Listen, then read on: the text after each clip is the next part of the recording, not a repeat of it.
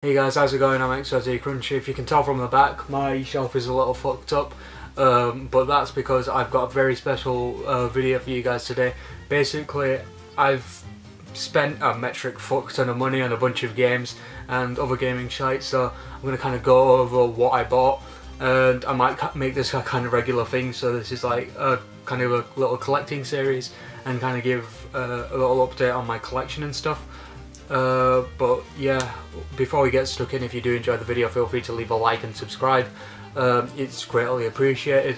My usual style of content is obviously rants and reviews. If you've seen the channel before, you know what's up. But if you're interested in that, I'll leave a link in the description to a couple of videos, and I'll probably leave some at the end. So yeah, feel free to check those out. But without further ado, let's get into this. To start off with, I got a Game Boy Advance SP. It's really good. It's probably not going to be my first choice to play Game Boy Advance games, since the DS and DS Lite do that anyway, but it's a great addition to have on hand in case one of them breaks down and I need a replacement in short notice.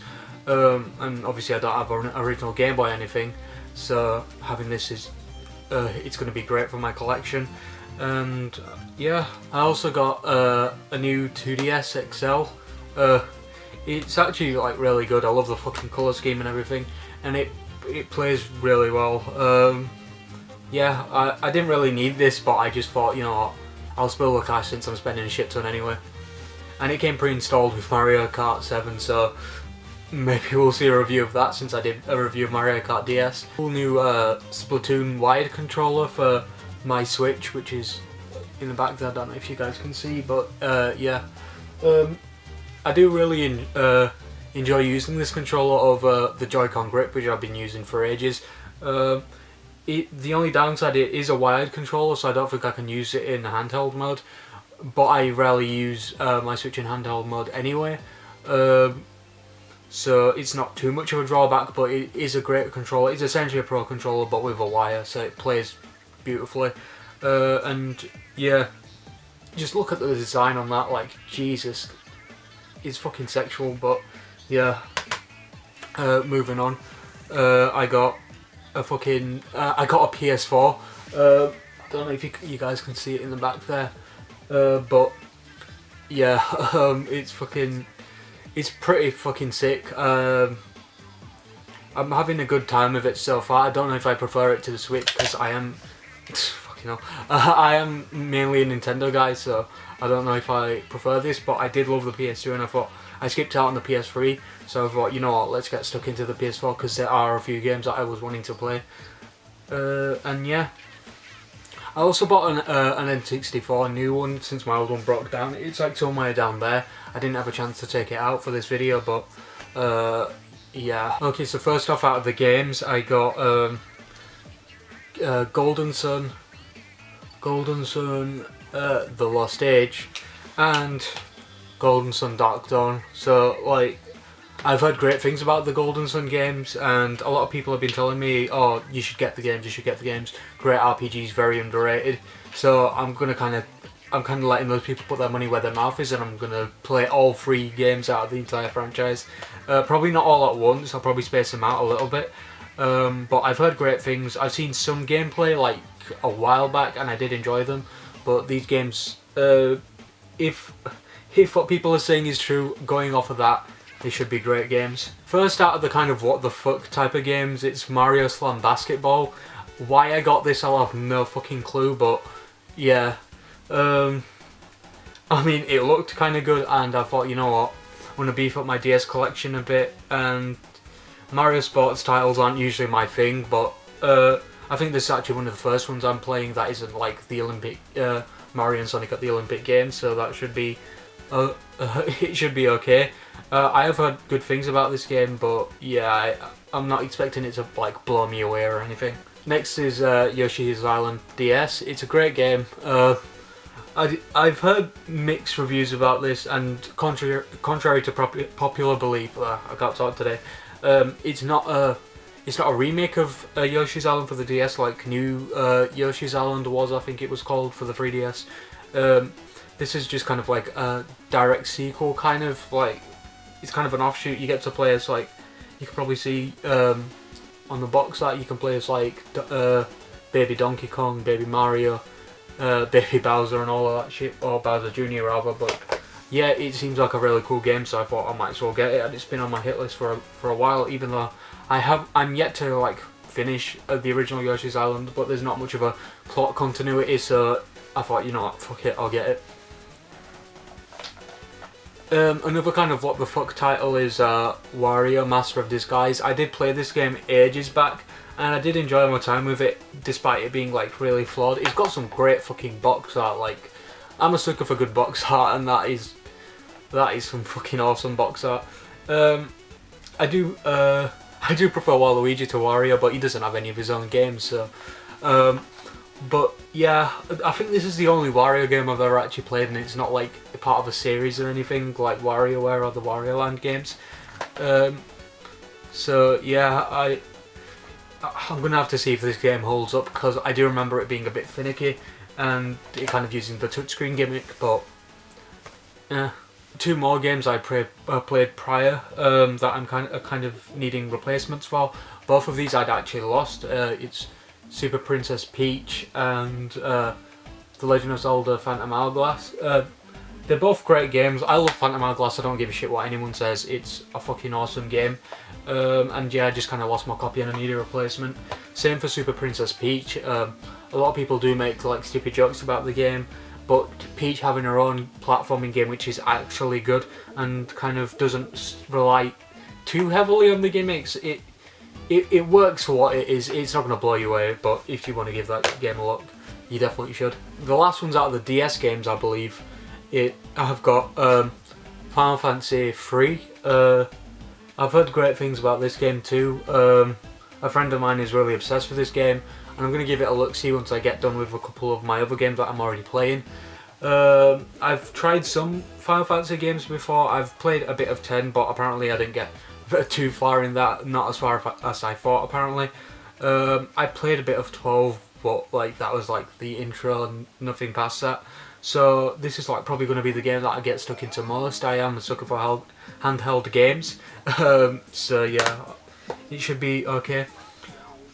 One of the games I spent the most money on, and it is quite a rare game, and I'm proud I managed to like cop it when I could, and I'm a big fan of this franchise. It's Dragon Quest Heroes Rocket Slime. This is like a spin-off, and despite having the Heroes name, it's not part of like the Heroes series, if that makes sense. It's a bit of a weird little tactical RPG type of game. Like, Dragon Quest are great RPG games, and I thought, you know what, fuck it, I might as well get this. And it's like, I think it's in the top 3 games that I spent like most on, and yeah, I'm so happy that I got this game, and I can't wait to try it when I get round to it. Now moving on to the most expensive game out of the entire collection, it's Dragon Ball Advance Adventure. It's a fucking great game. I love it to pieces. I've played it a fair bit so far, and it's a really challenging game. It is quite rare, and it's quite rare to see games that go off of the story of the original Dragon Ball and not Z, because that's just kind of like a stupid fucking thing where it's just they'll skip over original Dragon Ball. Like, GT will get more recognition in games than original Dragon Ball, and I prefer the original Dragon Ball to Z, so you know what, fuck it, I thought might as well get this. I spent like £80 on it, which is like around $95 I think, if my maths is a bit off on that, but yeah, it's almost $100 game, so and I'd say it's well worth it, but a lot of games that are expensive usually aren't worth it. But this is complete in-box GBA game. These are fucking hard to come by these days because people used to throw the box away, but yeah, fucking great cop. Next, I'm a bit sad about the state of the box. You'll see what I mean, but as a whole, it's not horrible. I'm glad I could get it in box at all, especially because I don't have anywhere to put the cartridges. But I got I got Pokemon Pinball. I'm yet to try it, and I haven't heard great things about the game. I've heard it's kind of like one of those games you play when you're bored rather than like when you're looking for a good game to play. So I thought, you know, fuck it, might as well just get this game. Alongside my N64, I got a bunch of N64 games, and I'm going to go over all of them now. One that I got that I'm really proud of is a complete in-box Donkey Kong 64. It wasn't new, and it didn't come with the expansion pack, although I did buy an expansion pack on its own. But yeah, I have played this like ages back, so I have like very little recollection of the game. But I've read mixed stuff about this. But a complete in-box N64 game, especially in the PAL region, is hard to come by. The box is in tatters a bit. It's not the greatest, but it's a complete in-box N64 game. What can I say? I'm a sucker for that type of shit. A game that I got with the N64 that I'm probably never gonna play, but I guess it's cool to have in the collection, is International Superstar Soccer 64. Shit. Yeah, I don't think the camera's zooming, but oh well, I'm probably never going to play this, but I don't know, another game in the collection, I guess. Next up I have Banjo-Kazooie. I was going to get Banjo-Tooie, but I forgot, and I was already spending like way too much, so I thought, you know what, maybe next time. Banjo-Kazooie I played a little bit of it. It is a pretty good game. Yeah, I can't wait to get like properly stuck into this again. I'm playing way too many games at the moment, so I can't get into all of these games that I want to get into. But yeah, this is definitely going to be a game that is like on the top of my list to play.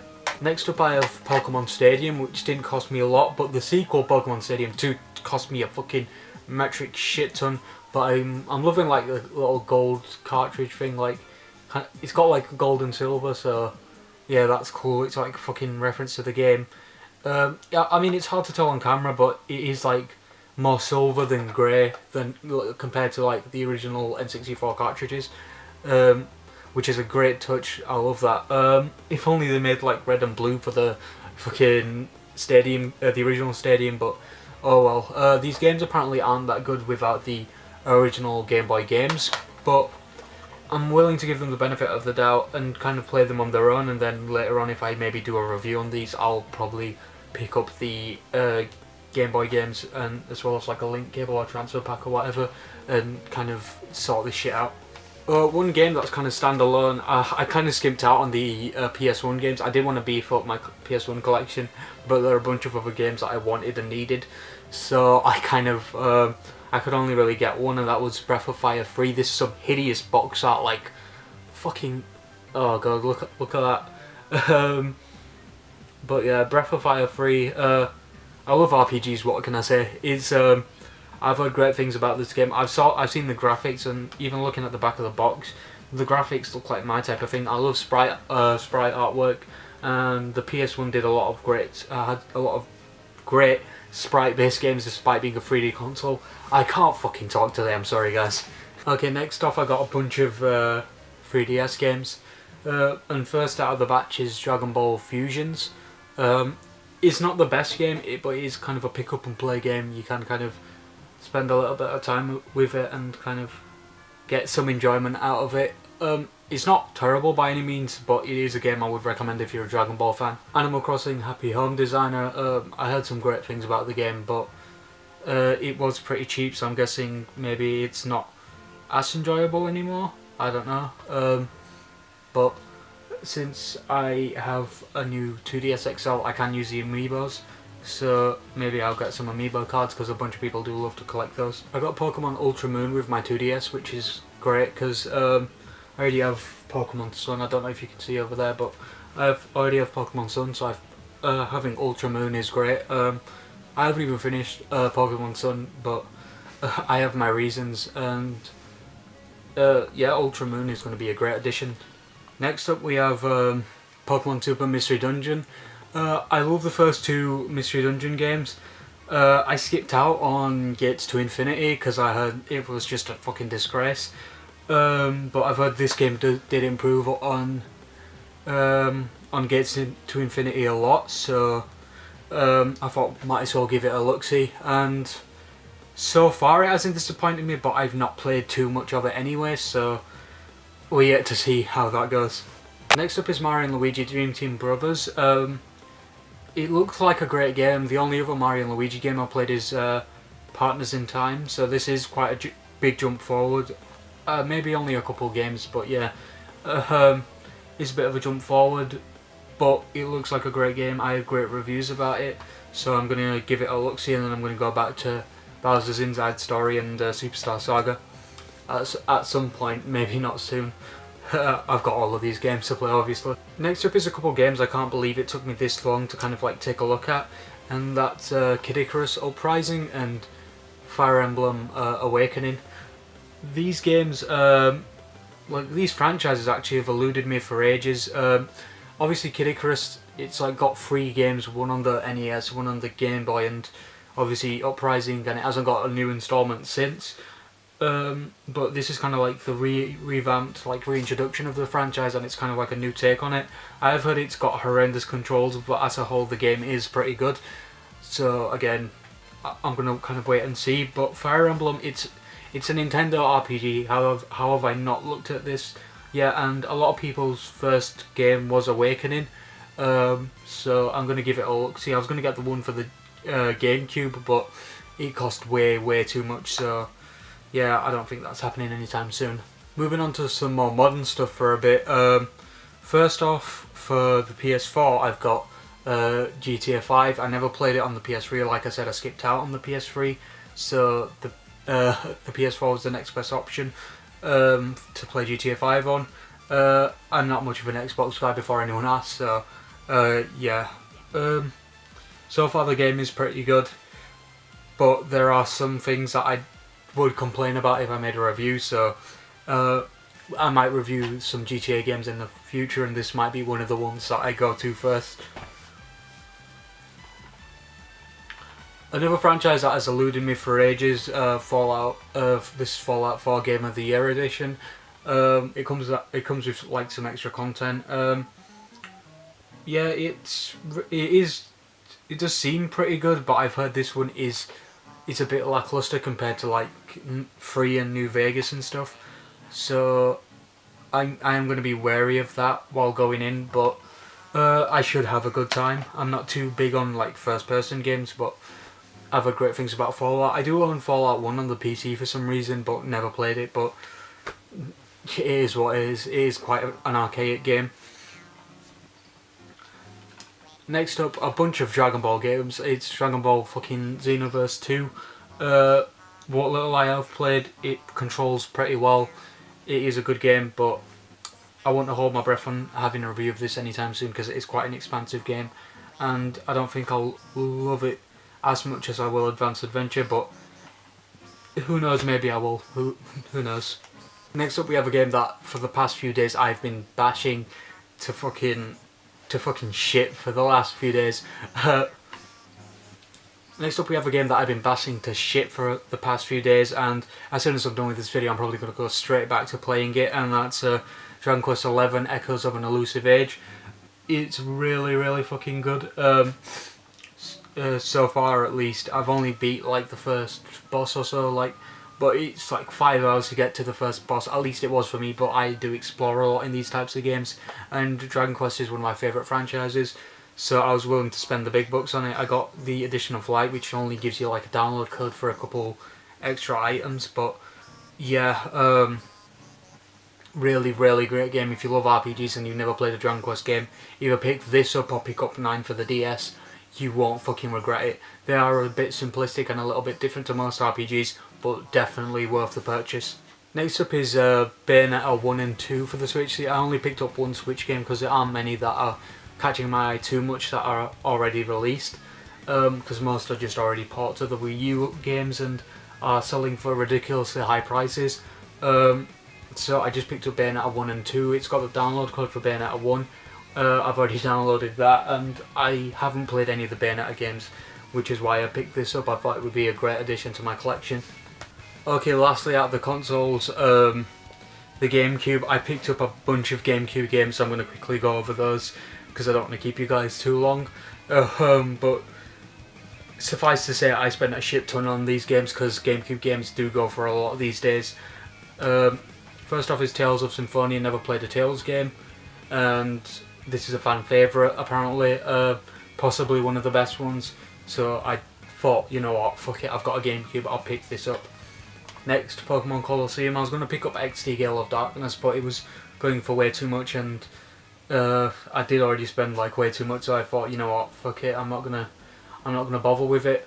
But I've heard okay reviews of this game, so I'm gonna kind of wait to give my own opinion on this. But it does look really good so far, from what gameplay I've seen and other type of stuff. But it does seem a bit slow, so I'm probably not gonna like it as much as I want to. But I do think I'll have a good time with it. Next up, I've got Pikmin 1 and Pikmin 2. Pikmin 2 cost me a fucking arm and a leg. Not as expensive as like Dragon Ball Advance Adventure and Pokemon Stadium. Actually, maybe as much as Pokemon Stadium 2. But yeah, these games have also eluded me for ages, and I thought, you know what, might as well give them a go, because I'm fucking shilling out all this cash, so might as well. A game that I got for surprisingly cheap was Metroid Prime. I already have Prime 2 Corruption, as you can probably see down there. Don't know if you can, but yeah, Metroid Prime, a great addition to my collection. I want to get properly into the Metroid games. I haven't been able to kind of engross myself in any of them, but hopefully Prime will be the one that can kind of kickstart that for me. Next up, a game some of my viewers I know will like a lot and have played in the past. Billy Hatcher and the Giant Egg. This is like kind of like a weird little Sonic Team Sega game. Yeah, it's a really odd game. It's kind of like Katamari Damacy meets like Sonic, I guess, but it did seem really good. I've never played it, and yeah, it's one of those weird little cult hit games, so I'm definitely going to give this a look-see. Here we have Luigi's Mansion for the GameCube. I played a bit of Dark Moon, and one thing I'll say about this box, other than it just being player's choice, which it usually is a kind of like a deal breaker for me, but I wasn't one of spending like an arm and a leg on like a regular copy of the game. It's like the quality of the box is a bit off. I don't know if you can see it on the camera, but yeah, it's kind of got that weird little crease thing going. It is a bit odd, but you know, it is what it is. I'll definitely give that game a look-see. And moving on to the final game, another franchise that has eluded me for fucking ages is F-Zero, and I got F-Zero GX, which is considered one of the best ones, if not the best one. F-Zero has yet to make a return after this game, other than maybe a couple GBA games, but yeah, I can't wait to get stuck into this. It's kind of like Wipeout, but better, from what I hear, because Wipeout is a bit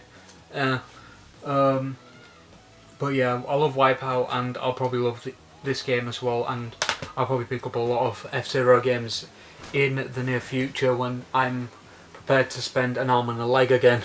But anyway guys, I've been XYZ Cruncher.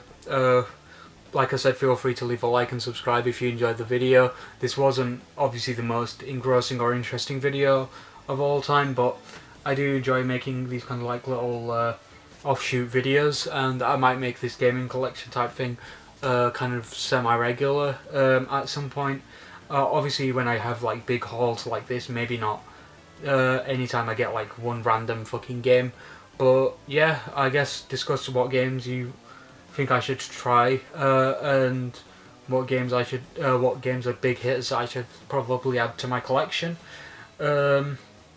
And yeah, feel free to check out some of the videos that'll be here on the side, on the end card, but yeah, I've been XYZ Cruncher. Stay cool, stay safe, stay crunchy. I'm out. Peace.